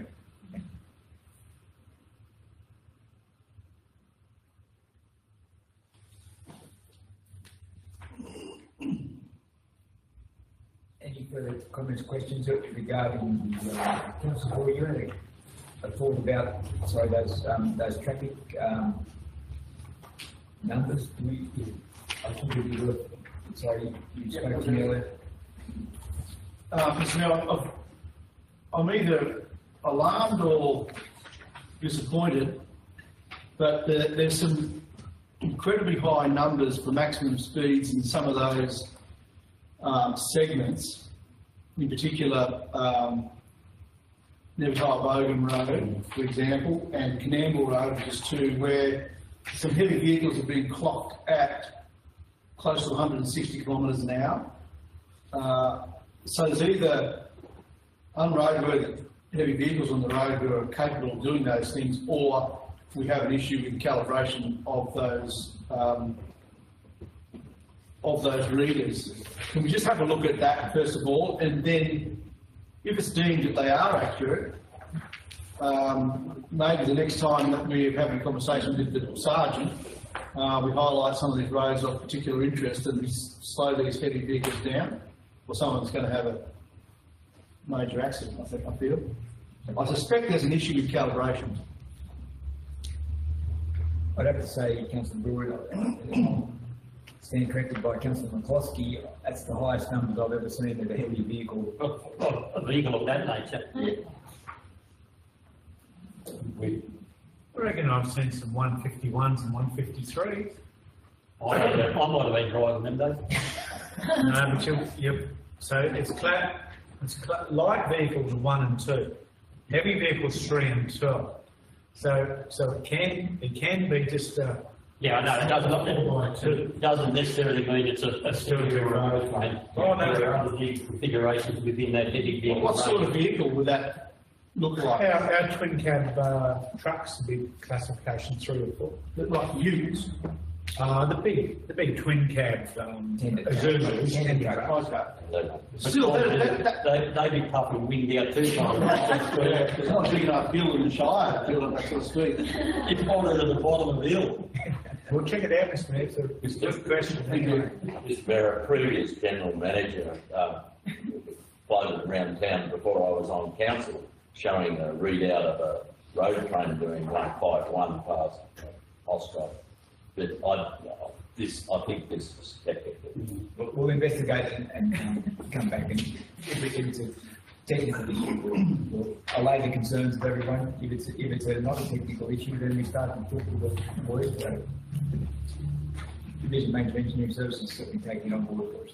Just thank you. Mate, as I alluded to earlier in Council White, the expenditure on regional roads and local roads repair to the dollar, budget-wise and expense-wise on a number of items, very good. We put them out to just, look, I think there's a degree of jealousy there, Mr. Mayor. Can you point them out so we can explain? Show us. Page 3. Yeah. Old Warren Road rehab, 400k. Yeah. Expenditure, 400k. Yes. Yes. Dubbo Street rehab, 898,287. Expenditure, 898,287. Yeah. Must have been a really good estimation. It was. We have some very professional staff on board, Councillor McCloskey, and it's been reflected in those numbers. And Mr. Mayor, he knows that there are other relevant projects that also were very, very similar and got the rest of the money And there might have been, for example, a $200,000 reseal program near the Colo train minister. The other one went to that one. And then you need to check to see whether it's overspent elsewhere. And hopefully it's not. But everyone's watching their costs. Yeah. Another good example is your reseal money, road recovery, mostly reseal work. The same thing is tidying up. Another query, Mr. Mayor. Page 4, road maintenance council contract RMCC Highway 11, which is on the bottom of page 4. Yeah. Part 3 or 4 items in their assets. Tanandra clear zone trimming. Is that not the Tanandra Bridge? And why would that be in RMCC? Mr. Mayor, it's not. It's the Tanandra's on the highway. Yeah. Right. Yep.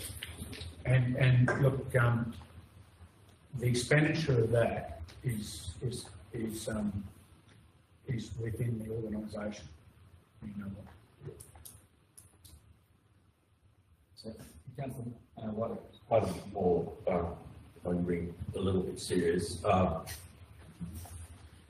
Recently we had a problem with our Bluey forms on the internet that weren't being acted on because they weren't reported on.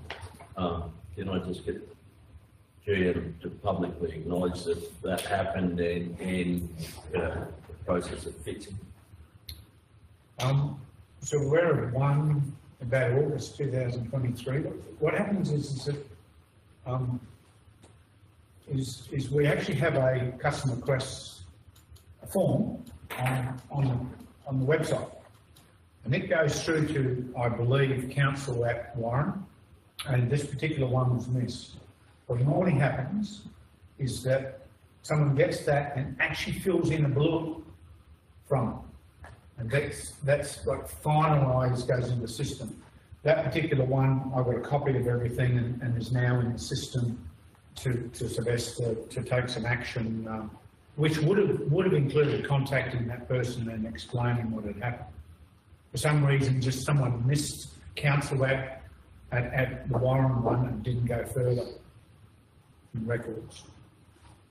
Yeah, I understand the process has now happened and the consultation's been made, but I think as an organisation we should apologise to the people that did that because they patiently waited for 7 months and only until they brought representation to the meeting we found it.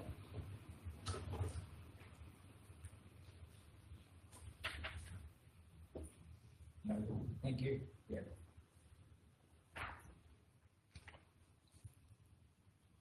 Any further comments, questions, information regarding the works progress report, roads?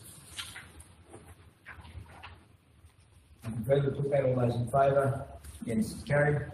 Moving on, item 2, works progress report pertaining to town services. Someone has to move recommendation. So thank you, Councillor Brewer. Second, Councillor White. Councillor Brewer. Thank you, Mr. Mayor. Can I ask a question and draw your attention to page 31 in item 2 about the Parks and Gardens CCTV systems? I seem to recall that when we installed the lighting on the footpaths, every second light post was fitted with, I thought at the time, maybe fitted with, fitted for but not with CCTV. What's the outcome of that? I mean, we seem to be going round the boy again on CCTV, but I thought... Yeah, they're not working properly. We're trying to get them back to be working, and this is, most of this extra stuff is over in the top of them and elsewhere. So you're going to write those out? I mean, no, we're trying to fix them up and use them too. Because there's a lot of cameras. Mathematically, but 9 or 12. Yeah, that's a lot. What's that? Not fit for purpose. And make it even worse, then the organisation that supplied them is no longer able to provide any backup. Excellent. So we're attempting to try to get them still working. Further. Thank you. It's disappointing. They were certainly, in the initial stages, Councillor Brewer, they were working quite well.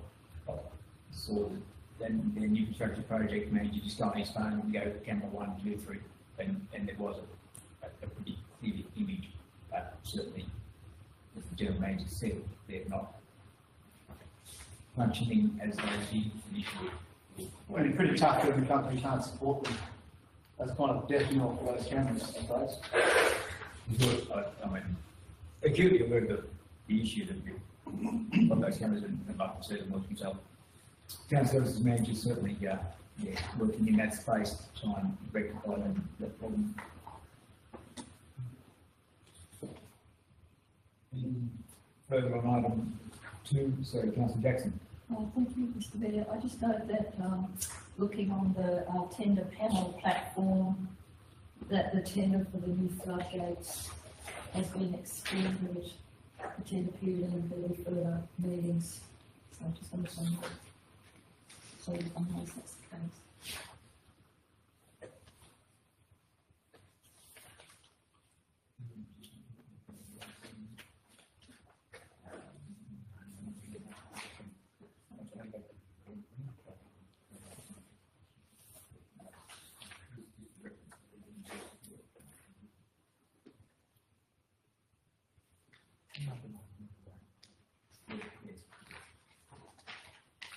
Councillor, we just talked about the $87,000 shortfall in terms of the levy reconstruction, and that's just, it's just saying we'll add that to the list of things that we're chasing up the local member for in terms of submissions to the state budget.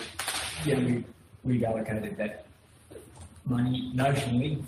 We haven't got approval from the Office of Local Government yet to actually use for the purposes of intended for. But aside from that, we're suggesting that we shouldn't have to be using that money. It should be compensated in needing to do a decent job with the levy without impacting on that particular amount of money. Any further comments, questions, Councillor Koski? Previous Mayor. On page 37, with regards to the water meter reading, is Oxley Park Reservoir online? Yeah. We don't have any readings for. Is the meter not working?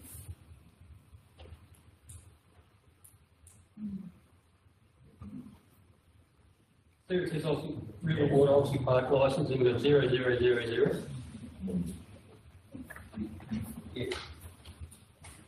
Really making you to comment on that, or you want to say something? Take it on notes and just see what's happened. Yeah. Thank you.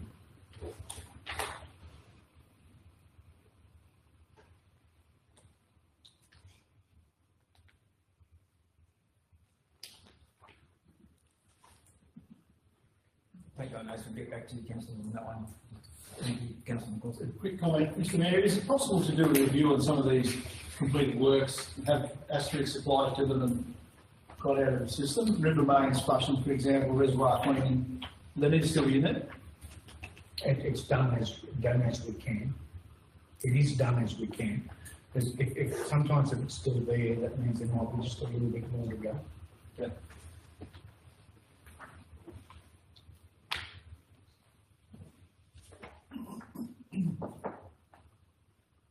Councillor, any further information sought on item 2? Includes member of the Human Services report. Councillor.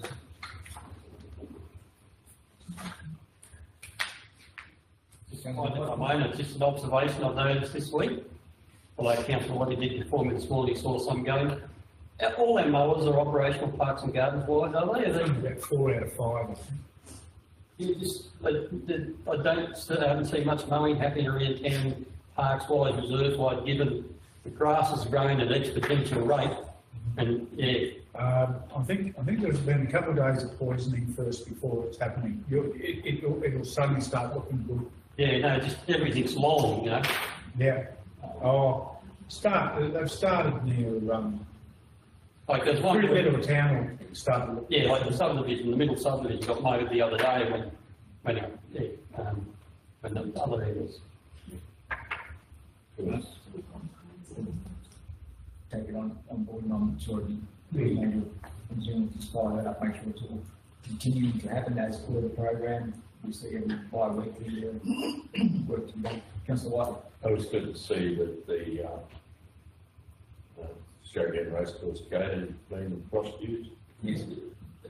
3 years. Was that what I saw buzzing around town the other day? Was it 100 mile an hour? Yes. Come over the bridge at the Ella Road. Would have been only less than 40 kilometres an hour, particularly through the school zone. Should have had one of the tree things in front of it. Hopefully they were wearing their helmets. They were. The operator I saw was wearing them. Not quite sure about the health and safety of wearing a black helmet in the weather. White helmet. He's finding one of them was finding the white helmet too heavy.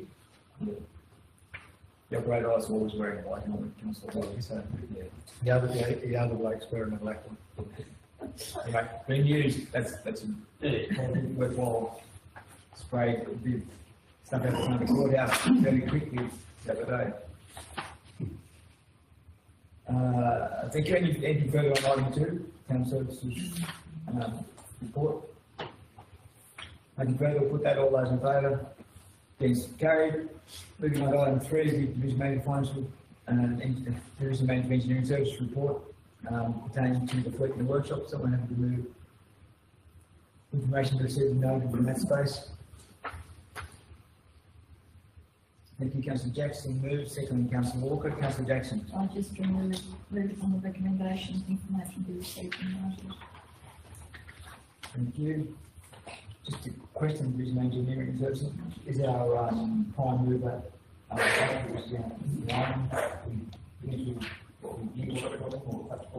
of those? Back and repaired. It was just gone before our last meeting. Yeah. And fixing the wall.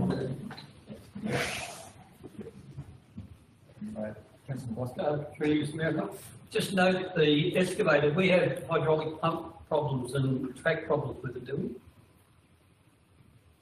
Electrical initially, and I think that the hydraulic motor probably needs a refurb and next to be replaced. They're just reading the clean hydraulic pump overhaul and track overhaul, still being sourced. Certainly hydraulic. Didn't we have the hydraulics tested before it was purchased? I would have, but for some reason it was an electrical problem that's first caused the difficulties. Could be electrical. I hope so.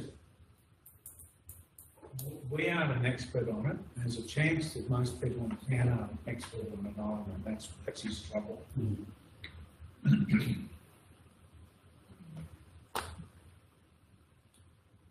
Not the Samsung 280 LC.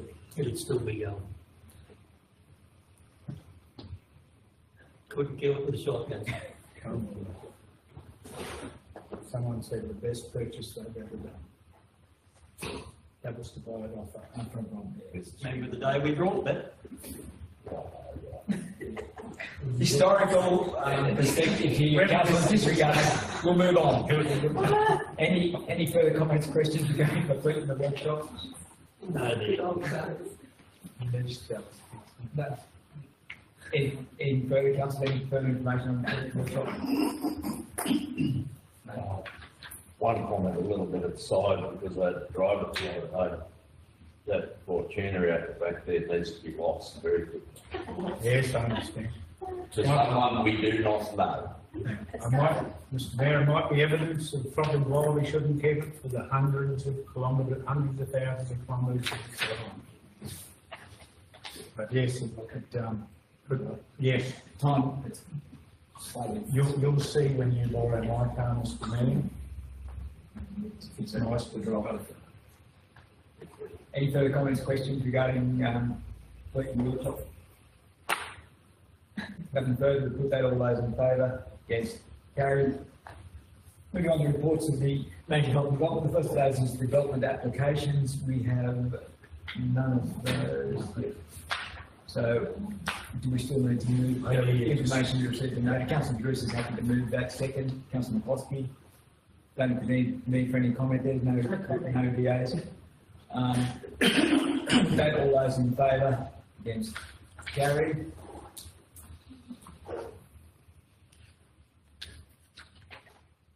Moving on to the second item, the Manager of Health and Development pertains to the works progress reports.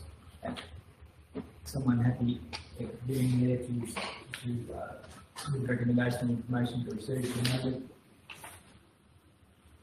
Councillor Jackson, secondly Councillor McCloskey. Councillor Jackson. Just that the information be received, I'm sorry. Councillor White. Sorry, Councillor White. I think it's McCloskey. Thank you. Sorry, Jackson. Sorry, Councillor Jackson, I interrupted. Sorry that the information be received and noted.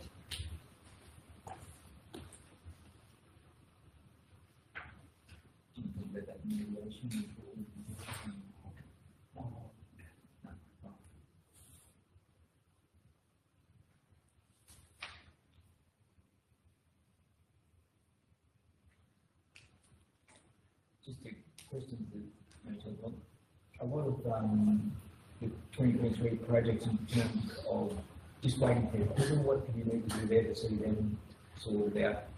I'm on page 4. Yep, we have been following up with those successful grant recipients to get their paperwork to us, yeah. Okay. Is there a time frame that we need to, or would you anticipate the time frame we need to get those, that sorted out? Yes, that's correct, yes, yep, under our service agreement, we do have reporting that we have to, yep. And so, are those outstanding, are they being receptive to you? That's probably the question. We do have to annoy them, yeah. Right. Yeah. Okay, thank you.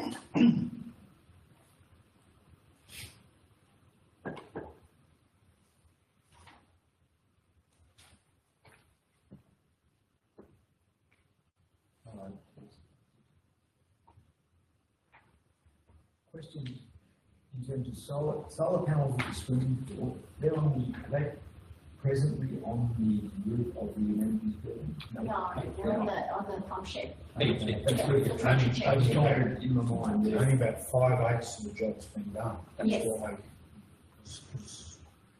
because the next bit goes, hopefully, Yeah. and because we're actually having a little bit of saving here and there of a few other jobs. Correct. So hopefully we can do on top of The that. new building, yeah, okay, that's good. I'm just in my mind trying to visualise completely on top of the present building. Thank you for that. Any further comments, questions? Councillor Potter? Through you, sir. Any update on the houses in the subdivision in terms of where it's at? Through you, Mr. Mayor, it is a confidential item, so I am restricted as to what I can say. We were scheduled to do a mediation service, which has been We'll postponed. do an update in the committee of the whole, council. Yes. Just go up there, that's, Sorry, man. yeah, That's good. there we go. We understand there's some constraints we might, Thank yeah. Councillor Bruce? Just a question on the One Pippin Parade. So that started in November, so 90%'s been done. So what's still going to be finalised there? A bit of painting. It's almost finished. I know. Sorry? I know. He's got. Do you? Can paint and a paintbrush.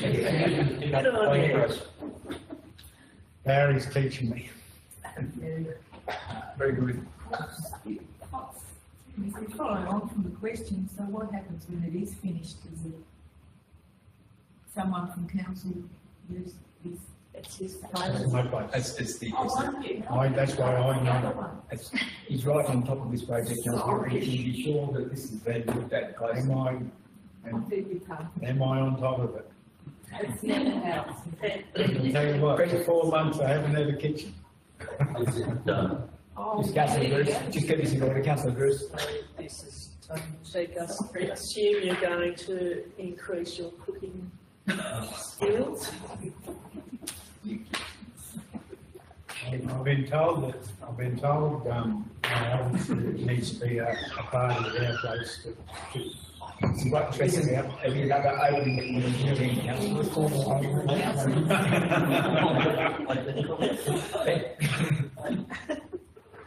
to wait until my new fridge report. Yeah, thank you. Councillors, to agree, things that to agree with order. Any further comments, questions regarding the works progress report, the major development area? Nothing further? So, nothing. We'll put that, all those in favour, and carried. Moving on to item 3, the Major Health and Development Services report, being the development application, the rural fire services, Warren Central Gate facility and subdivisions of 1 and 2, Warren. Councillor Brewer. Mr Mayor, I'd like to propose a motion relating to item 3. I'd like to defer this item until at least March, possibly April, for 3 reasons, for 3 activities. 1, for further information from the objectors, if possible. In some of those objections, there was some talk about valuations, and we haven't seen any of that, so I want to make sure that there is no impact to property valuation if this passes. Secondly, I'd like council to approach RFS and ask to reconsider 36 Arthur Butler Drive as the preferred location, and I'd also like a more robust community consultation process to include the school for comment on this matter as well. So for 3 specific reasons, if you don't mind, Mr Mayor. Thank you, Councillor Brewer. Councillor Brewer's moved that. I'm looking for a seconder. Councillor Jackson is happy to second that. Just have a look on the board now to see what you're happy with. Should we decide here whether it's March or April? Is March enough time to get a response from the RFS? I think not, personally. It's entirely up to you. Okay, let's go to April, please.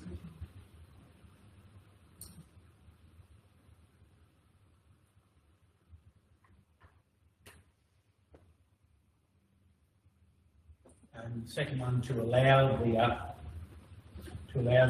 Rural Fire Service to be asked to reconsider Arthur Butler Drive for the development. 36 Arthur Butler Drive for the development. And that's an action on council for that. And to allow for a more robust community consultation on what is proposed, and in particular with Warren Central School. And force comment from the local. Were they consulted previously? I believe they weren't. Look, I'm aware that I believe the Rural Fire Service can install the school, but that's only from memory. They went and saw lots of people around.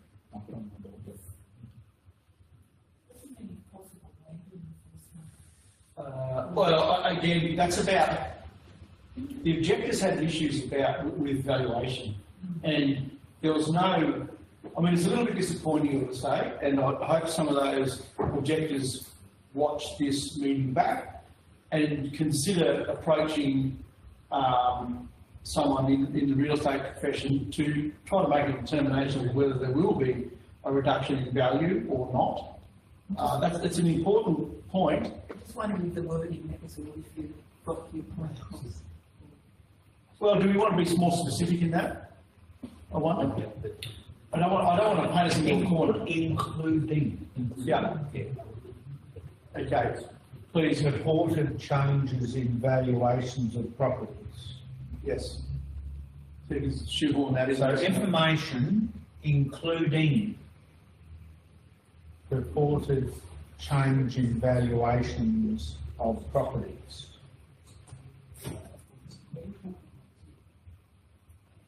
Yeah, change in valuation.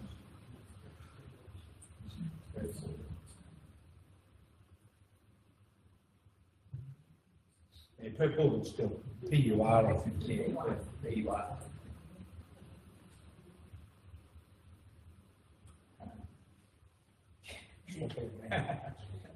Important change in valuations.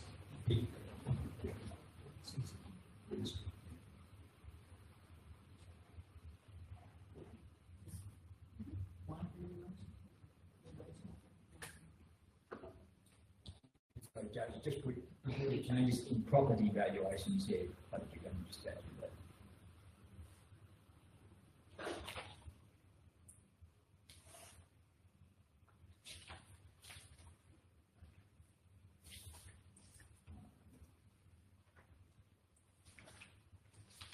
Manager, are you comfortable with that? You happy? Yep.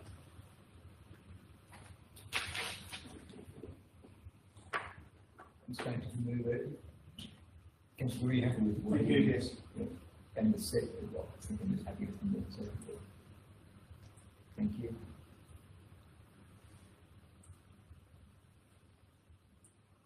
Councillor, we all had a chance to consider that motion. I'm asking again for any seeking further information there. Any further comments?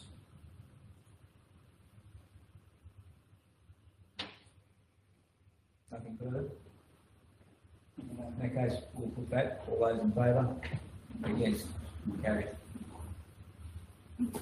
Sorry, Mr. Mayor, we do need a division for that. Yeah. So we'll have to just do a show of hands for the cameras. All those in favour of that motion? Thank you. It was everyone was in the affirmative there. So you can record that.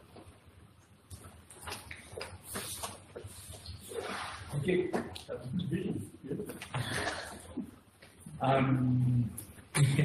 Moving on to item 10, notice of motions, questions with notice. We have none of those. Item number 11 is a matter of urgency. I have nothing in front of me. Is there anything a matter of urgency that is raised? There being none, move on to the confidential matters, and we will progress into the committee of the whole by the council. Are we looking for someone, please, to move the two appropriate items there? One is the needed resolution to proceed in committee of the whole closed council, considers matters listed on the Managed Health and Development Services report, and any other matters for which a separate resolution has been carried at this meeting. And then there's a resolution to exclude the public from the committee of the whole closed council meeting for the reasons stated in the motion referral. Councillor Drew, you're happy to move both those. Councillor White, you're happy to second. Thank you. We'll put that. All those in favour? Against? Carried. Councillor Reid, now in the committee of the whole.